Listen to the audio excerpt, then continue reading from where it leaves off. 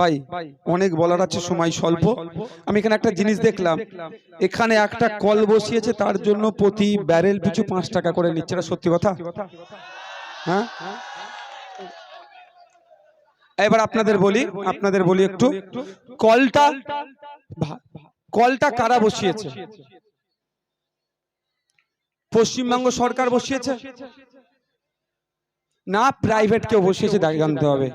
যে 5 টাকা করে নিচ্ছে তার জন্য স্লিপ দিচ্ছে। কাল থেকে 5 পয়সা দেবেন না আপনারা, কাল থেকে 5 পয়সা দেবেন না। আর যে বাটা নিচ্ছে তার বিরুদ্ধে থানায় লিখিত কমপ্লেন করুন। সে যেই হোক, সে হাজী নুরুল ইসলামের খুব কাছের লোক হোক, বিধায়কের কাছের লোক হোক, আর মমতা ব্যানার্জি স্বয়ং হোক, বিনা স্লিপে 5 পয়সা দেবেন না আপনারা। আপনাদের বলে যায়, আপনারা কান খুলে শুনুন। যদি এটা ট্যাক্সটা আমি আমার রাজ্য আমার দেশকে দিই 5 টাকা, কেন আমি হাসি মুখে 50 টাকা দেবো, কিন্তু কোনো দুর্নীতিবাজ তোলাবাজদের পকেট ভরানোর জন্য আমি 5 পয়সা দেবো না। আগামী কাল থেকে আপনারা 5 পয়সা দেবেন না। পানি আনতে যাবেন, যদি পানি না নেয় একটা ভিডিও করবেন, ভিডিওটা দেবেন, আমরা কোথায় কোন জায়গায় মামলা ওর বিরুদ্ধে ঠুকতে পারি, যে বেটা চাইবে টাকা তাকে বুঝিয়ে দেবো। ঝগড়া করবেন না, গিয়ে বলবেন আমাদের আইএসএফ এর বিধায়ক এসেছিল, এটা কথা বলেছে, এটা সরকারি কল তো ভাই, হ্যাঁ, যে তুমি 5 টাকা করে ব্যারেল পিছু নিচ্ছ, এর কারণটা দেখাও আমাকে। আর আমি 5 টাকা কাকে দিচ্ছি? ভূতকে দিচ্ছি না জেনকে দিচ্ছি ভাই, তাই না? তুমি 5 টাকা নিচ্ছ, এর সপক্ষে আমাকে রিসিপ্ট দিতে হবে। যদি আমার এই টাকাটা পশ্চিমবাংলা সরকারের কোষাগারে জমা হয়, পঞ্চায়েতে জমা হয়, সমিতিতে জমা হয়, জেলা পরিষদে জমা হয়, তারও স্লিপ আছে, সেই স্লিপটা নেন, তাহলে 5 টাকা দেবেন। আর না হলে না ভাই, আমি তোমাকে 5 টাকা দিইনি বলে আমাকে তুমি পানি দিচ্ছ না, ভিডিও একটা করে আমাদেরকে দিয়ে দেবেন। আর সে বেটাকে বলুন, তুমি খুব তাড়াতাড়ি সারা পশ্চিমবাংলা নয় ভারতবর্ষের মানুষের কাছে তোমার ছবিটা উঠে যাবে, এ পানি চুরি করে খায়। কাল থেকে করবেন, কিন্তু ঝামেলা করবেন না, অনুরোধ। অশান্তি করবেন না, অশান্তিতে জর্জরিত আমরা ভাই। উঠতে অশান্তি, বসতে অশান্তি, আর কত অশান্তি করবেন? 1952 সাল থেকে আপনার দাদুকে অশান্তিতে লাগিয়ে রেখেছিল, মারামারি হানানি করেছে। আপনার দাদু ওর দাদুর মাথা ফাটিয়েছে, আর ওর দাদু আপনার দাদুর মাথা ফাটিয়েছে। কেউ শ্মশানে গেছে, কেউ কবরস্থানে গেছে, কেউ মিথ্যা কেস খেয়ে জেলে গেছে, কেউ মাথা ফাটিয়ে বাড়ি ঢুকেছে। দাদুরগুলো সব ধ্বংস হয়েছে। আপনার বাবাদের কেউ একই করেছে, এখন আপনাদেরকে করার চেষ্টা করছে। আর নয় ভাই, আমি অনুরোধ করছি আপনাদেরকে, বলে না লড়াই চাই, লড়াই করে বাঁচতে চাই বলছে না, হ্যাঁ, আমি এতটুকু কথা বেশি বলবো না। এখন এখানে সিপিএম এর পক্ষ থেকে কাকে দাঁড় করিয়েছে? 2016 সালের পর থেকে নিরাপদা বাবুকে এখানে খুঁজে পাওয়া গিয়েছিল। হ্যাঁ, সন্দেশখালীতে যখন যে মানুষগুলো সিপিএম কে ভোট দিয়েছিল তাদেরকে মাঝপথে ছেড়ে দিয়ে তিনি কোথায় চলে গিয়েছিলেন? বাঁশদ্রোণীতে তার ছেলের ফ্ল্যাটে নিরাপদে থাকার জন্য। আর সন্দেশখালীর মায়েদের পিঠের চামড়া যখন তুলে দিচ্ছিল, তখন নিরাপদে বাবুকে খুঁজে পাওয়া যায়নি। তাই ভালো করে বুঝতে হবে, লড়াই চাই, লড়াই করে বাঁচতে চাই বলছে। লড়াইটা লড়ছে কারা আর বাঁচছে কারা?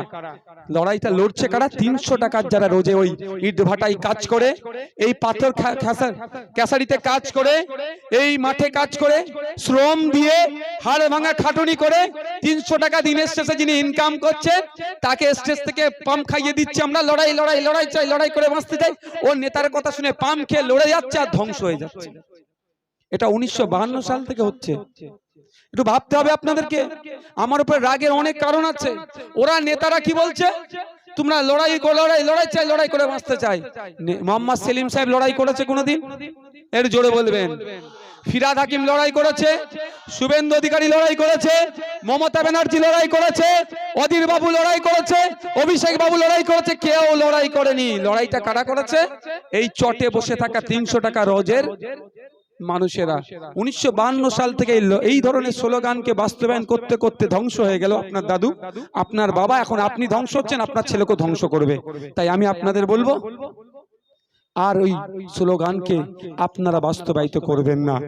আজকের পর থেকে যদি মাইকের আওয়াজ যাচ্ছে, তৃণমূলের বন্ধুরাও শুনতে পারে, বিজেপির বন্ধুরাও শুনতে পারে, সিপিএম এর বন্ধুরাও শুনতে পারে, কংগ্রেসের বন্ধুরাও শুনতে পারে, প্রত্যেকের উদ্দেশ্যে বার্তা। আমরা কি দেখছি?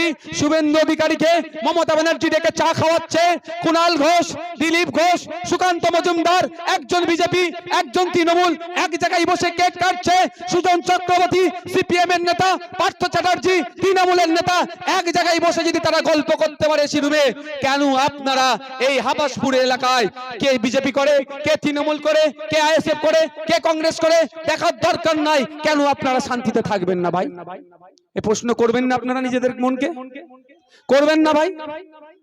ওরা মারামারি করে না, ওরা লড়াইটা মিডিয়ার মাধ্যমে করছে। শুভেন্দু অধিকারী গরম গরম কথা বলছে মিডিয়ার মাধ্যমে, অভিষেক ব্যানার্জি গরম গরম উত্তর দিচ্ছে মিডিয়ার মাধ্যমে। এদিকে অধীর বাবু গরম গরম কথা বলছে, ওদিকে মমতা ব্যানার্জি গরম গরম উত্তর দিচ্ছে। এদিকে সুজন বাবু গরম গরম দিচ্ছে, দিলীপ ঘোষ গরম গরম উত্তরটা কোথায় দিচ্ছে? মিডিয়ার মাধ্যমে, ক্যামেরার মাধ্যমে, আর ফোনে এর মাধ্যমে। আর আপনারা কি করছেন? ঢাস করে যে মাথায় মেরে দিয়ে মাথা ফাটিয়ে হয় ওকে কবরে পাঠাচ্ছেন, নালে শ্মশানে পাঠাচ্ছেন, নালে আদমরা করে 307 খেয়ে জেলের ভাত খাচ্ছেন। বা এটা আমাদের হচ্ছে না? এটা বন্ধ করা দরকার কি দরকার নয়? তাই আপনাদের একটা অনুরোধ করব, আজকের পর থেকে যদি কোনো দাদা দিদি বলে এই করো সেই করো, দেখে নেবো, বলবে দাদা দিদি 1952 সাল থেকে এই করো সেই করো, তোমার দাদুরা আমার দাদুদেরকে দিয়ে করিয়েছে, তোমার বাবারা আমার বাবাদের দিয়ে করিয়েছে, তোমরা এখন আমাদের দিয়ে করা চাইছো, আর হবে না। এবার আমরা দর্শকের ভূমিকা পালন করব, সাড়ে সাড়ে লড়াই করবে, আমরা গ্যালারি থেকে দেখবো তোমরা কি করছো। হবে তো নাকি? হ্যাঁ, নেতাদেরকে দিল্লি পাঠাবার জন্য আপনি আপনার ঘরের ভালোবাসার মানুষকে, কাকার ছেলেকে, জ্যাঠার ছেলেকে, মাসির ছেলেকে, পিসির ছেলেকে একসাথে বসবাস করছেন এই 1-150 বছর ধরে, হিন্দু মুসলমানের যে সুসম্পর্ক সম্প্রীতির সম্পর্কটাকে এরা নষ্ট করে দিচ্ছে এই নেতাগুলো। এদের ফাঁদে পা দেওয়া যাবে? তাই আপনাদের বলবো, মারামারি হান্নাহানিতে জড়াবেন না।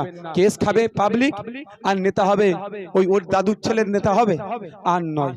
এবার আপনাদেরকে ভাবতে হবে, আপনাদের জন্য ভাবতে হবে। অনেক মারামারি হানাহানি হয়েছে, বসিরহাট কোর্ট আর বাড়ি করা আছে আপনার দাদু একটা সময়, আপনার বাবাকে বসিরহাট কোর্ট আর বাড়ি করিয়েছে, এখন আপনাকে বসিরহাট কোর্ট আর বাড়ি করাচ্ছে। এটা আর করতে দেওয়া যাবে না।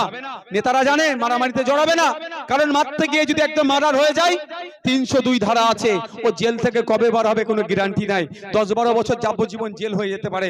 নেতারা ওই জন্য লড়াই করবে না। আর কি বলছে? লড়াই লড়াই লড়াই চাই, লড়াই করে বাঁচতে চাই। লড়াইটা কারা করছে? 300 টাকার রোজের মজুরি যারা কাজ করেন, যিনি কৃষক, তারা করছেন। আর বাঁচছে কে? সুজন চক্রবর্তী, বাঁচছে কে?